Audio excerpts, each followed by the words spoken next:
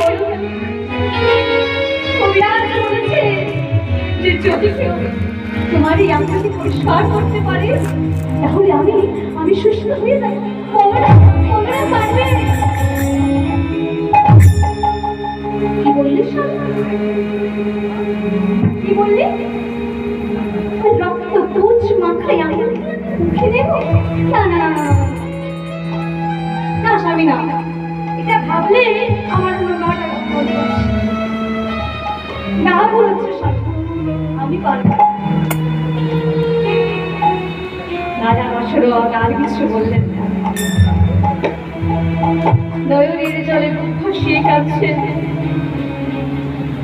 আর বলছে যাদের জন্য এত কিছু করলাম, যাদেরকে আমি নিজের জীবনের থেকে বেশি ভালোবাসলাম, তারা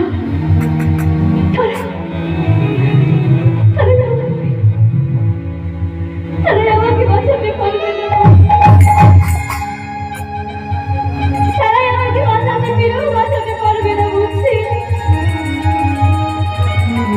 দেখুন মা, এই জগতে কেউ কারো নয়। আমার ছেলে মেয়ে স্বামী পুত্র স্ত্রী কেউ কারো নয়। সুখের দিনে সবাই সবার হয় না, সুখের দিনে সবাই পাশে এসে দাঁড়ানোর কথা, কিন্তু দুঃখের দিনে বোঝা যাবে কে আপন কে পর।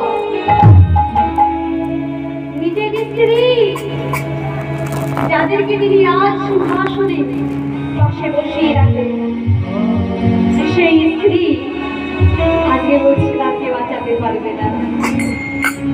নয়নের জলে বুক ভাসিয়ে কাঁদছে আর কাঁদতে কাঁদতে বলছে কেউ